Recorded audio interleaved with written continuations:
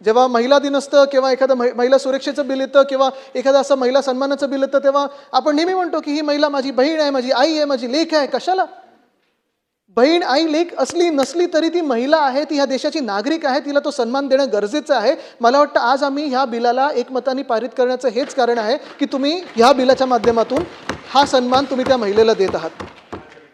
योगायोग हाच आहे की आम्ही देखील विरोधी पक्ष म्हणून थोडा ह्याच्यावर विचार करत होतो. आपलं मागच्या वेळीच आम्ही अनाउन्समेंट ऐकली की महिला शेतकरी सन्मान कायदा आम्ही आणणार आहोत. मग आम्ही थोडं थांबलो, कारण आज आपण पाहतो जागतिक स्तरावर महिलांना जो एक सन्मान दिला जातो तो देखील आपल्या राज्याने पुढाकार घेऊन दिला पाहिजे होता. ही देखील आमची थोडी मनस्थिती होती. आम्ही पण ह्याच बिलावर काम करत होतो. प्रायव्हेट मेंबर बिल वगैरे असेल ते आता आम्ही पूर्णपणे त्याच वेळी बंद केलं काम, कारण तुम्ही त्याच्यावर सुरू केलं. पण अध्यक्ष महोदय, हे सांगत असताना जेव्हा मी आपलं अभिनंदन करतो, कृषी मंत्री महोदयांचं अभिनंदन करतो, या बिलाला पाठिंबा देत असताना मी पुन्हा एकदा अजून एका कर्तृत्वाची त्यांना जाणीव करून देईन, कर्तव्याची जाणीव करून देईन की आज देखील शेतकरी हा कष्टकरी हा खुश नाहीये. शेतकरी आत्महत्या तेवढ्याच आहेत. कृषी मंत्री महोदय, थोडा विषय कदाचित वेगळा असेल, मी ह्या निमित्ताने मांडतो कारण आपल्याला आठवण करून द्यायला, कारण नाहीतर आपण नुसतं आमचे कैलाश पाटीलजींना सांगत असतात आणि ते तुम्हाला सांगत असतात. पण आज देखील जी कर्जमुक्ती झाली आहे, आमची हीच अपेक्षा आहे की सरसकट कर्जमुक्ती होईल, कुठच्याही अटी शर्ती शिवाय होईल. आणि ही कर्जमुक्ती जसं पुरुषांना आता पुढच्या काळात कदाचित आपल्याला, म्हणजे माझी तर ही प्रार्थना राहील की आपण देण्याची वेळ येऊच नाही, एवढं चांगलं काम आपण सगळे मिळून करू शकू आणि विधिमंडळ म्हणून करू शकू. माझी तर ही प्रार्थना राहील. पण आज जे शेतकऱ्यांचे हाल झालेले आहेत ते हाल थोडे सोडवण्यासाठी, थोडे सुलभ करण्यासाठी, त्यांना त्याच्यातून बाहेर काढण्यासाठी जे काही आपल्याला ह्या राज्यातून, विधिमंडळातून, कायदेमंडळातून करायला लागेल, मी आपल्या माध्यमातून कृषी मंत्री महोदयांना विनंती करीन की ते करणं गरजेचं आहे. पुन्हा एकदा विनंती करीन की अटी शर्ती विना नीट चांगली कर्जमुक्ती, माफी नाही कर्जमुक्ती आम्हाला पाहिजे. कष्टकऱ्यांचे हाल, बळीराजाचे हाल हे थांबले पाहिजेत. जे काही सरकारी सहाय्य तुम्ही करू शकता, मदत करू शकता, ते होणं गरजेचं आहे. आणि पुन्हा एकदा आपलं आणि या विधिमंडळाचं अभिनंदन करतो की आपण महिलांना देखील हा सन्मान दिलेला आहे.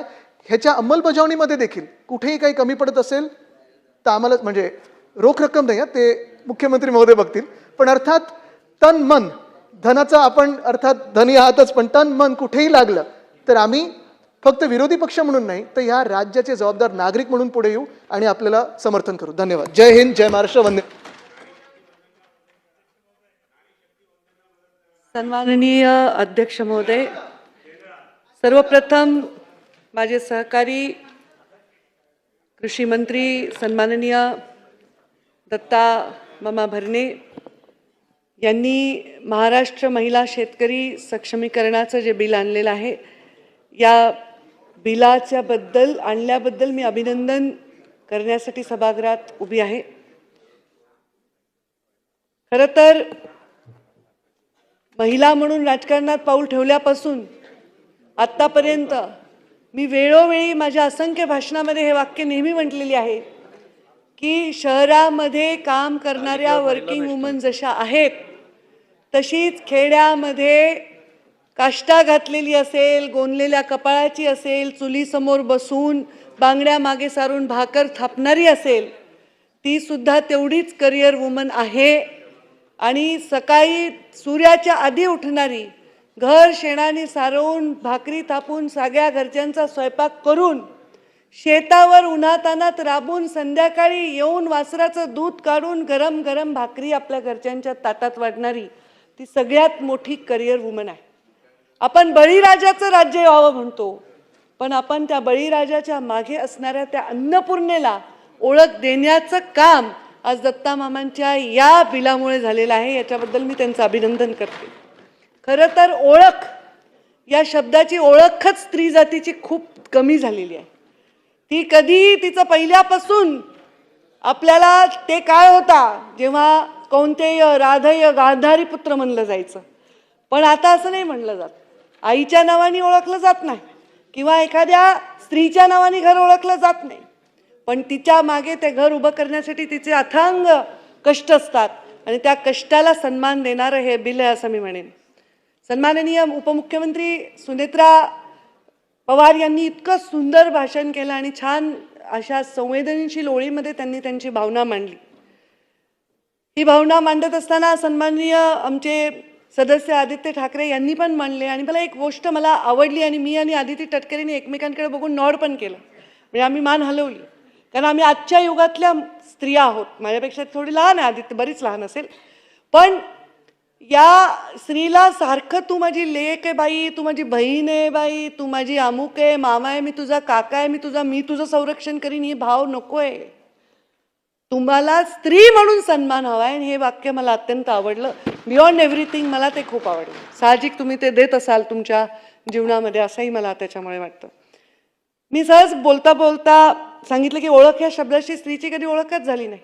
9 महिने गर्भधारणा करून, असंख्य वेदना करून, जन्म देताना एक क्षण लागतो तिला की तिच्या नवऱ्याचं नाव, बापाचं नाव त्या मुलाला लावताना ती नाही विचार करत काय. पण मी एक वाक्य वाचलं, भूख ने माँ से कभी नहीं कहा लेडीज फर्स्ट. जेव्हा एखादी गावातली आमची स्त्री चुलीसमोर बसलेली असते आणि तिच्याकडे पीठ नसतं, तेव्हा ती नाही विचार करत की माझं आजचं पोट भरेल का. ती तिच्या लेकरांचं, तिच्या कुटुंबाचं पोट भरत असते. लाडकी बहीण ही योजना त्या स्त्रीला सन्मान देणारी आहे, पण ही आमची जी आज योजना आहे त्या स्त्रीचा आत्मविश्वास प्रचंड पटीने वाढवणारी आहे. याच्याबद्दल मी अभिनंदन करते. सतत काम करणाऱ्या या स्त्रीला, खरं तर ज्याच्या जीवनामध्ये स्त्रीचं योगदान आहे, जिजाऊंचं योगदान फार महत्त्वाचं आहे, म्हणून शिवरायांची स्वप्न मोठी झाली. ते धैर्य देण्याचं काम त्यांनी केलं. आमच्या पुण्यश्लोक अहिल्यादेवी होळकरांसारखा राज्यकारभार आजही कोणी बघतो, त्यांचे कामं ते आजही आपण बघतो की इतका सुंदर त्यांनी राज्यकारभार केला. आमच्या सावित्रीबाई फुलेंनी अंगावर चिखलाचे गोळे खाल्ले, पण आज त्यांच्यामुळे आम्ही इथे आत्मविश्वासाने उभे आहोत. आमच्या रमाईचे, आमच्या ताराबाईचे अशा असंख्य आपल्याला उदाहरणं देता येतील, पण त्या सगळ्या नावांना आपण आज कितीतरी वर्ष दोहरत आहोत, पण नवीन नावं निर्माण करण्याची जबाबदारी मात्र आपण शेजारच्या घरावर देतो. जिजाऊ जन्मावी शेजारच्या घरी, अहिल्यादेवी जन्मावी शेजारच्या घरी, पण आता ती परिस्थिती राहणार नाही. प्रत्येक घरामध्ये एक सक्षम स्त्री उभी राहील, तेव्हाच हा देश एक महासत्ता बनण्याकडे वाटचाल करू शकेल. जिथे नीर आणि नारी या गोष्टीवर काम केलं जातं, तो समाज खूप पुढे जात असतो.